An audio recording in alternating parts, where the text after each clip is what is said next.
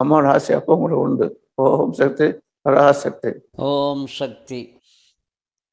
குருவடி சரணம், திருவடி சரணம். ஓம் சக்தி. மேல்மருவத்தூர் அன்னையின் அருள்வாக்கு புத்தகத்திலிருந்து குளவியும் முட்டையும். 13/4/1981 அன்று தந்த உபதேசம்.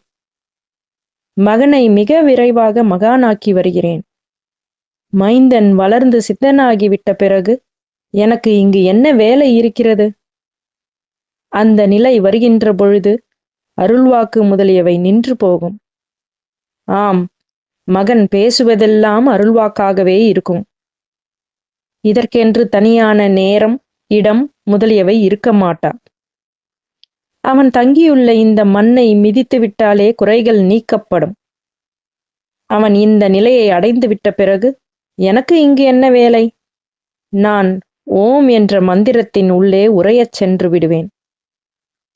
குளவி எங்கோ ஓரிடத்தில் இடும் முட்டையை தன் கூட்டுக்குள் கொண்டு வந்து வைக்கிறது. அந்த முட்டையை குளவியின் குழந்தை என்று அறிந்து கொள்ளாத மக்கள் வேறு ஏதோ ஓர் புழுவை குளவி கொண்டு வருவதாக நினைத்து மருள்கின்றனர். இதன் உண்மையை சற்று ஆழமாக சிந்திக்க வேண்டும்.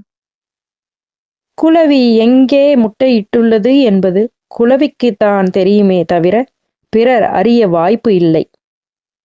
அதுபோல குளவியாகிய யான் பாலகனை, அதாவது அடிகளாரை எங்கே பிறப்பித்துள்ளேன் என்பதை என்னை அன்றி பிறர் அறிய வாய்ப்பு இல்லை. குளவியிட்ட முட்டையை பிற முட்டைகளிலிருந்து இனம் பிரித்து காண்டல் இயலாத காரியம்.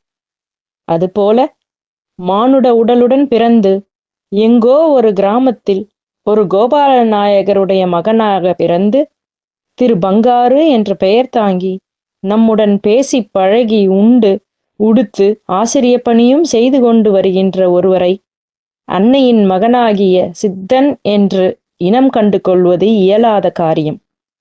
அன்னை தன் மகனாகிய சித்தனை நம்மிடம் வளரவிட்டிருக்கிறாள். இப்பொழுது அந்த பாலகன் வளரத் தொடங்கி முழு நிலை சித்தனாக மாறி வருகின்றார். இவரை பிற மனிதர்களிடமிருந்து இனம் பிரித்து கண்டுகொள்ள வேண்டும் என்பதே அன்னை இந்த உபதேசம் செய்ததன் நோக்கமாகும். திரு கோபால நாயகரின் மகனார் என்று மட்டும் உலகத்தார் அறிந்து கொண்டுள்ள உடம்பில், அதாவது கூட்டினில், அன்னை ஆதிபராசக்தியாகிய குளவி தன் முட்டையாகிய சித்தனை இருக்குமாறு செய்துவிட்டாள். பிற முட்டைகளிலிருந்து குளவி முட்டையை இனம் பிரித்து அறிந்து கொள்ள முடியாத மானிட இனம் அடிகளார் அன்னையின் முட்டை என்பதை அறிய முடியாமல் உள்ளனர்.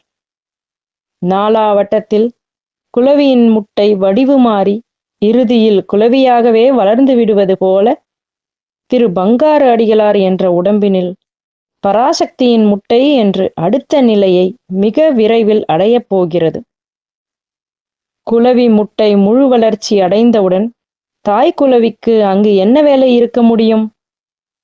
எனவேதான் அன்னை ஆதிபராசக்தி மகன் முழு சித்தனானவுடன் தான் ஓங்காரத்துள் உறையப் போவதாக அடிக்கடி அறிவுறுத்தி வருகிறாள். இந்த உண்மையை அறிய உணர முடியாமல் குறி சொல்லும் இடம் என்று மருவத்தூர் ஆலயத்தையும் குறி சொல்பவர் என்று அருள் திரு பங்காரு சித்தரையும் நினைப்பவர்கள் பெரும் லாபத்தை இழப்பவர்களாவார்கள். இந்த குளவி முட்டை புழு பருவத்தை தாண்டி குளவி வடிவை அடைந்து வரும் இந்த நேரத்தில் அதன் அருகில் இருப்பவர்களும் பழகுகின்றவர்களும் புண்ணியம் செய்தவர்கள் என்பதில் சந்தேகம் எல்லளவும் இல்லை. எவ்வளவுக்கெவ்வளவு விரைவாக அருள் திரு அடிகளார் சாதாரணமாக நம்மை போன்ற மனிதர் இல்லை என்பதையும் சித்தர் நிலையை அடைந்து கொண்டிருக்கும் அன்னை ஆதிபராசக்தியாகிய குளவியின் முட்டை என்பதையும் அறிகிறோமோ அவ்வளவுக்கு நம்முடைய நற்பயன் அதிகமாகிறது. இதனை விளக்கிக் கொள்ள ஓர் எடுத்துக்காட்டையும் காணலாம். ஓம் சக்தி. ஓம் சக்தியே. ஆன்மீக குரு அருள் திரு பங்காரு அடிகளார் அவர்களின் திருவடிகளே சரணமம்மா. குருவடி சரணம், திருவடி சரணம். ஓம் ஓம் சக்தியே. பேரருள் ஒளிவடிவ பேராற்றலான ஆன்மீக குரு அருள் திரு அம்மா அவர்களின் திருவடிகளை வணங்கிடுவோம். ஓம் சக்தியே. ஓம் ஓம் சக்தியே. அவதாரம் ஆகி வந்த ஆன்மீக குரு அருள் திரு பங்காரு அம்மா அவர்களின் திருப்புகழ் பல்லாண்டு பல்லாண்டு நீடு நிலைத்து வாழ. ஓம் சக்தியே.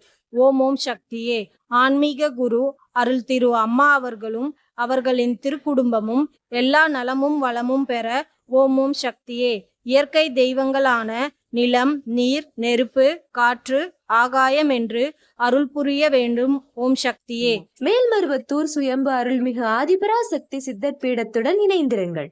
பெல் ஐக்கனை கிளிக் செய்து புதிய காணொளிகள் பற்றிய அறிவிப்புகளை உடனுக்குடன் பெறுங்கள். ஓம் சக்தி.